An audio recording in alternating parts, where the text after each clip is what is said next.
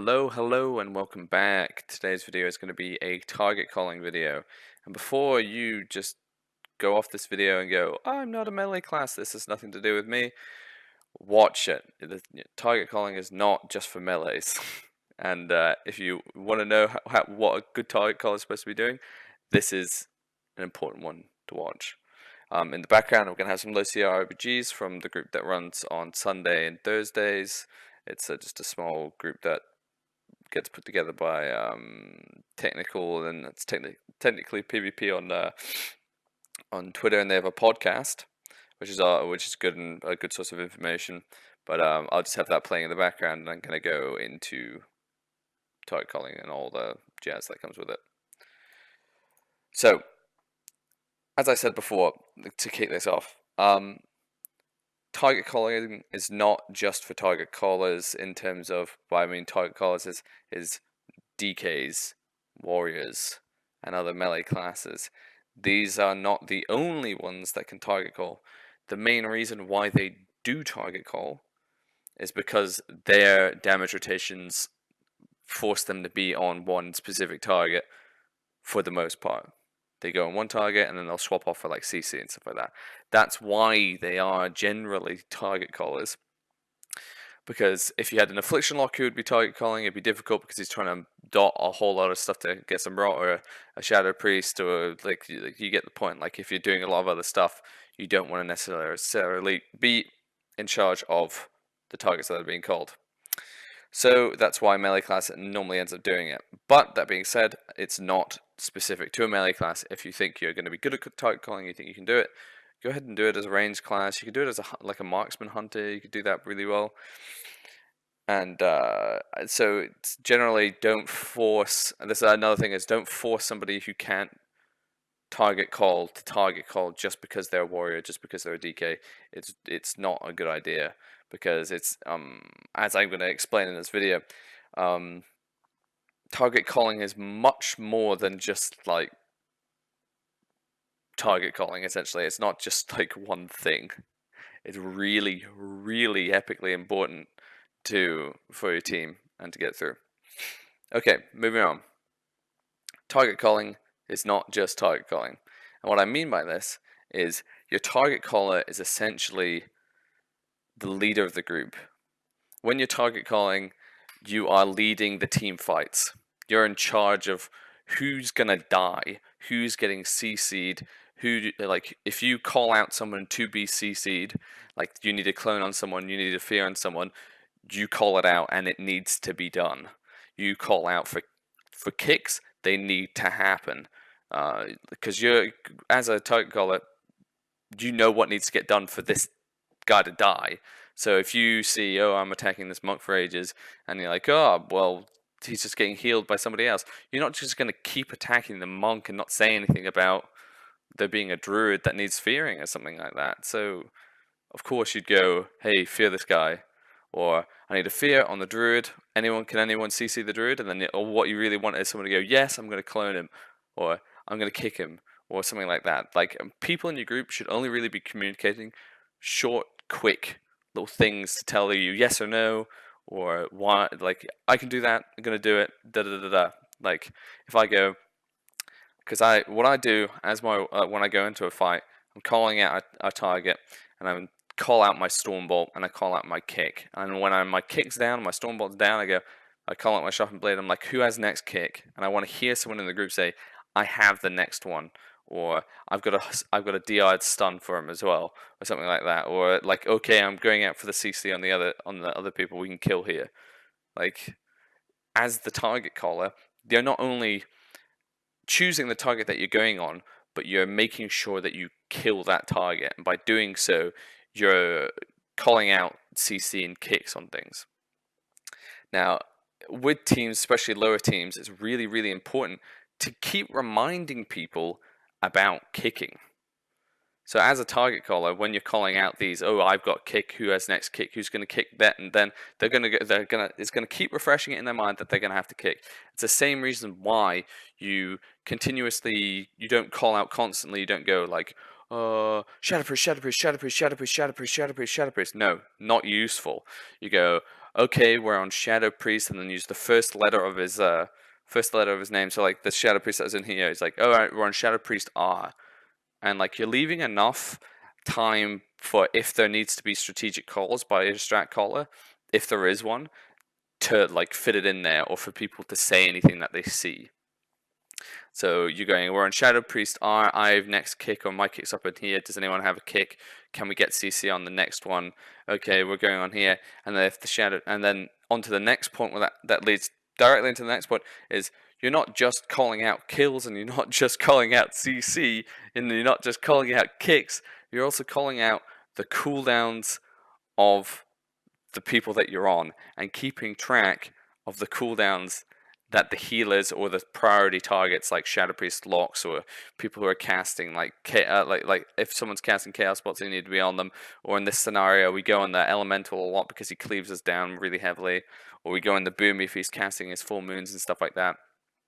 So like we keep track, or at least I'm keeping track of who trinkets what CC, and trying my best at least, who trinkets what CC, who has what defensive cooldowns. Because if we go onto the Shadow Priest and he pops Dispersion, we're going to swap off the Shadow Priest, especially if he has big healing cooldowns put onto him. We're just going to swap off him. There's no point. We go attack somebody else and then we swap back onto the Shadow Priest once his healing cooldowns are off, and once he's out of Dispersion. So we go, okay, and then I call my swaps. I go, we're going to swap back to the Shadow Priest in 3, 2, 1, and then I stun and swap over, and then I sharpen blade afterwards, and then I kick. Or if he's like mid cast, I'll kick him, then I'll stun him, and then I'll sharpen blade afterwards, and that's how you get kills. Like, you don't want to be tunneling one target for the longest time and nothing's really going through, but like often that happens because you're not getting any crowd control or any kicks or anything out there.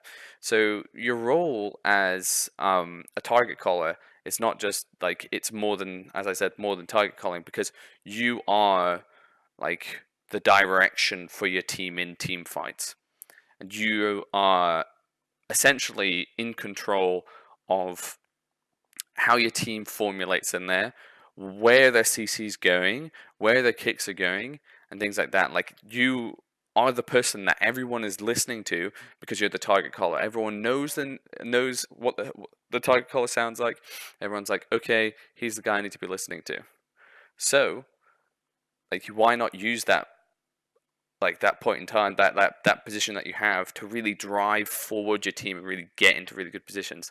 So like a target caller will be talking so much, but trying to talk so much, but also not drowning out strat callers or other people in the group. So you're essentially going, like, you're keeping up, making sure that people are staying on the same target, and you're keeping up, making sure people are getting their kicks out and getting their CC out.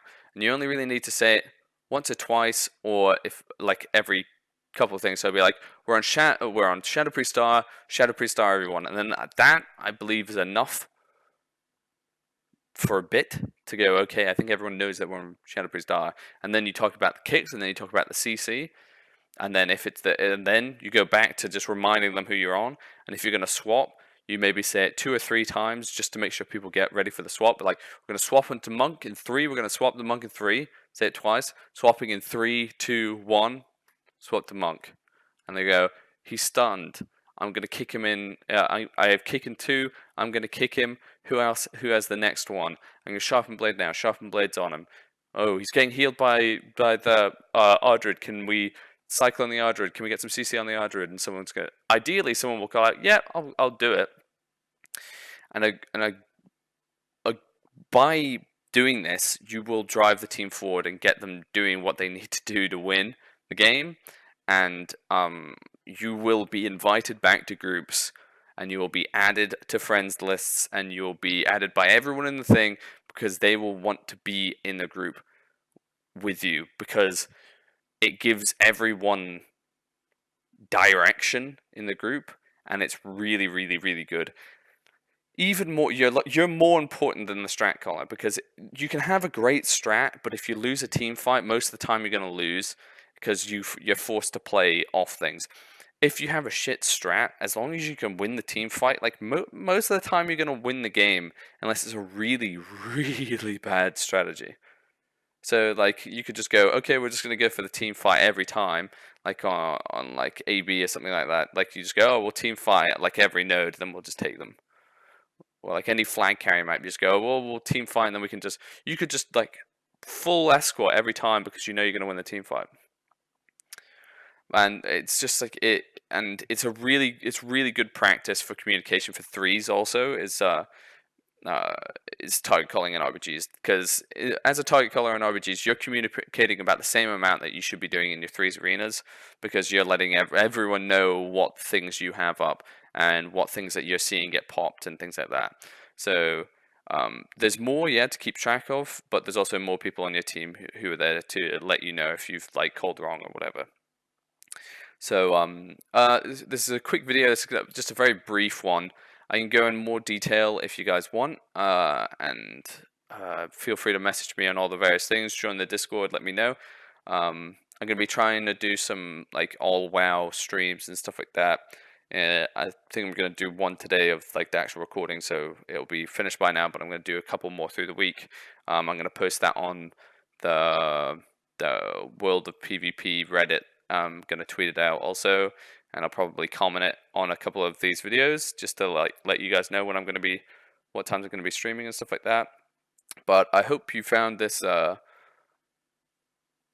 video useful, and even if you're not a target caller, hopefully it gives you an idea of what a really good target caller should be doing, and how, and give you like it does make a huge difference when you have a good one. I'll try and get you I suppose the best I can. I can try and get you a recording of me target calling, but it is quite like, because there's a lot of stuff going over it. It's kind of like jarring, and I don't really want to do it for this one. I don't think for the I've stopped target calling in this game because we just win the fight really easily, and we do win this one quite comfortably. I appreciate you all. Make sure to subscribe, like if you didn't. I think it's gonna say all that in the outro. Peace. Hello there, and thanks for watching my video. Make sure to subscribe if you like what you see, and like if you liked it, dislike if you don't. Please comment to let me know what you want to see in the future, and make sure to come tune in and watch me on Twitch. I'm live from 12 a.m. or 12 midnight GMT for normally about 6 hours, playing a whole bunch of games. Hopefully I'll see you there.